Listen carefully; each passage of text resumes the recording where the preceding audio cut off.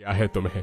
1 महीने से ऊपर हो गया है हमें पवन के लिए रिश्ते देखते हुए, और तुम्हें कोई भी लड़की पसंद नहीं आ रही है। मैंने तो आपसे पहले ही कहा था कि मुझे अपने पवन के लिए दुबई की मॉडर्न लड़की नहीं चाहिए। मुझे एक ऐसी लड़की चाहिए जो घर गृहस्थी संभाल सके, और ऐसी लड़की हमारे इंडिया में ही मिलेगी। मैं जिस गांव से थी उसी गांव की किसी लड़की को मैं अपने घर की बहू बनाना चाहती हूँ। आपका दिमाग तो नहीं खराब हो गया? आप गांव से थी, लेकिन आप एक पढ़ी लिखी थी, इसलिए आपने सब कुछ इतने अच्छे तरीके से हैंडल किया। आपको तो कोई भी नहीं कह सकता कि आप गांव की रहने वाली हैं, पर आप कैसे पवन भैया के लिए गांव की गंवार लड़की लाना चाहती हो? गांव से होने का मतलब ये नहीं कि हर कोई गंवार हो, और अगर गंवार होगी भी तो मैं उसे सब समझा दूंगी। इस घर की बहू बनेगी तो मेरे गांव की लड़की ही बनेगी, पवन की बीवी। अगर तुझे कोई परेशानी है तो मुझे बता दे। मुझे कोई परेशानी नहीं है। आज तक जो भी मेरे लिए आपने सोचा वो सब अच्छा ही था। आपका ये फैसला भी मेरे लिए अच्छा ही साबित होगा। मनोरमा अगले हफ्ते ही अपने पति के साथ इंडिया अपने गांव जा पहुंचती है और वहां की रहने वाली सीधी सादी पूनम नाम की लड़की को अपने पवन के लिए पसंद कर लेती है, और जल्दी पवन और पूनम की शादी हो जाती है। और अब गांव में रहने वाली लड़की दुबई के इस बड़े से घर में बहू बन जाती है। आज पूनम की उसकी दुबई वाली ससुराल में पहली रसोई की रस्म थी। घर की नौकरानी पूनम को रसोई में ले जाती है। छोटी मालकिन, ये किचन है, सारे मसाले इस शेल्फ में हैं, बर्तन ड्रॉर में है, ये इंडक्शन है और बाकी सारा सामान फ्रिज में है। अगर आपको कुछ चाहिए हो तो मुझे बता दीजिएगा।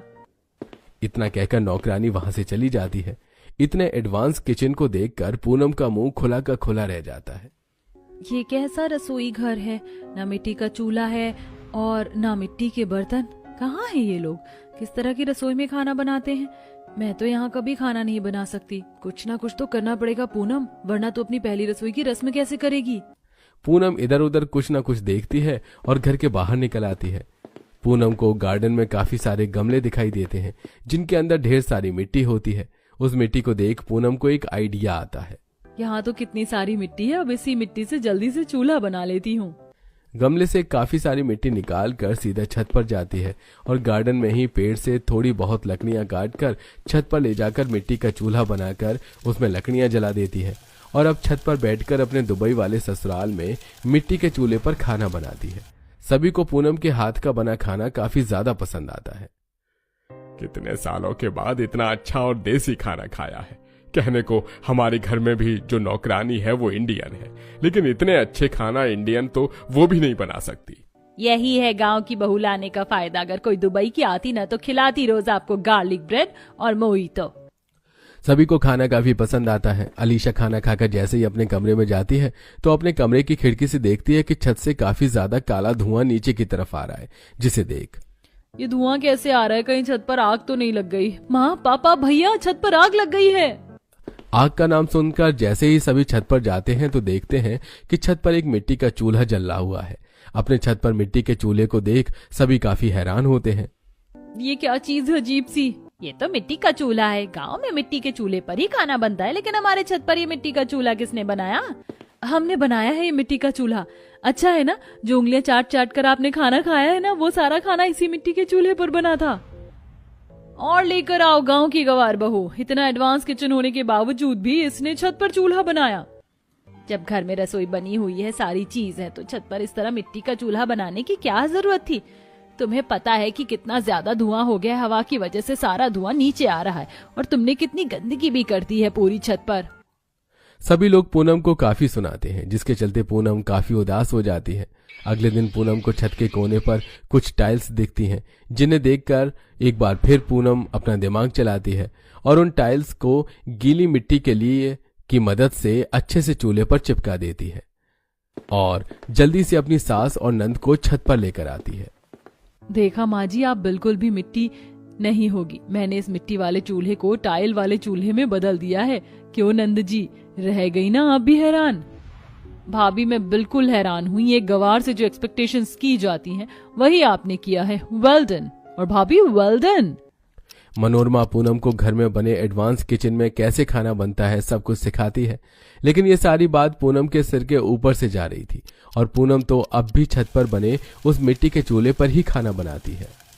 आज तो मैं सबके लिए पालक पनीर, दाल मखनी, रायता, पुलाव और मक्के की रोटी बनाऊंगी।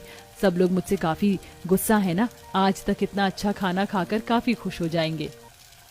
पूनम अपने दुबई वाले ससुराल में मिट्टी के चूल्हे पर खाना बना रही थी।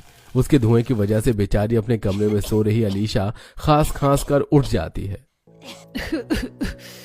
पूनम भाभी ने तो नाक में दम करके रख दिया है, ना दिल को सुकून है ना रात को चैन। जब देखो चूल्हे पर खाना बनाती रहती है, एक दिन तो खास खास कर मैं मर जाऊंगी।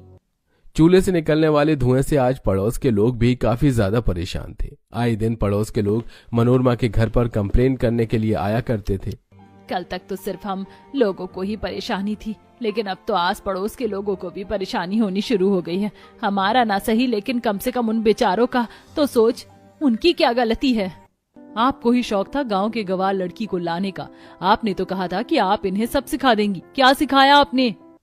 पूनम के ससुराल वाले इसे लाख समझते हैं, लेकिन पूनम अपने ससुराल के सदस्य की बात समझ नहीं आती और आज तो पूनम हद ही कर देती है। अरे आंगन में तो लकड़ियां ही नहीं है। कल जब मैं छत पर खाना बना रही थी तो पड़ोस वाले की कितने सारे बड़े बड़े पौधे थे, उनमें तो काफी सारी लकड़ियां भी थी। एक काम करती हूँ, वहीं से ले आती हूँ। अब गांव की लड़की की तरह छत पर खाना बनाती है और आज फिर से पड़ोस के लोग मनोरमा के घर जाकर उसे कंप्लेन करते हैं।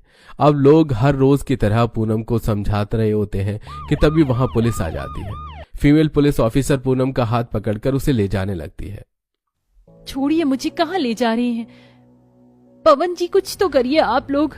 भाभी हमने तो आपको कितना समझाया, आस पड़ोस के लोग इतने ज्यादा परेशान हो गए कि उन्होंने तो आपके खिलाफ कंप्लेंट ही कर दी। अब हम कुछ नहीं कर सकते। मुझे जेल नहीं जाना, मैं मर जाऊंगी पर जेल नहीं जाऊंगी। पूनम को इस तरह रोता देख पवन पुलिस ऑफिसर से बात करता है, जिसके बाद वो पुलिस ऑफिसर वहां से चले जाते हैं। बहू, अब और बनाना है तुझे चूल्हे पर खाना? इस बार तो पवन ने बात कर ली, लेकिन आइंदा ऐसा हुआ ना तो ये लोग तुझे छोड़ेंगे नहीं। अब तो सुधर जा। काश मैं आप लोगों की बात पहले ही मान लेती। अब मैं कभी चूल्हे पर खाना नहीं बनाऊंगी। आप मुझे सिखाना, मैं इस तरह घर में बने चूल्हे पर खाना बनाऊंगी। पुलिस की वजह से पूनम काफी ज्यादा डर जाती है और उसकी अकल भी ठिकाने आ जाती है। पूनम के कमरे में जाते ही सभी लोग हंसने लगते हैं। अलीशा बेटा, तुमने तो काफी अच्छा प्लान बनाया था। तुम्हारे दोस्त भी काफी अच्छी एक्टिंग करते हैं, मानना पड़ेगा। दरअसल अगर हम ऐसा ना करते तो कभी भी भाभी अपनी इस हरकत से बाज नहीं आती। वो आप लोग कहते हैं ना कि जब भी सीधी उंगली से ना निकले घी तो उंगली टेढ़ी कर देनी चाहिए। मैंने उंगली टेढ़ी करने की बजाय घी गैस पर ही रख दिया।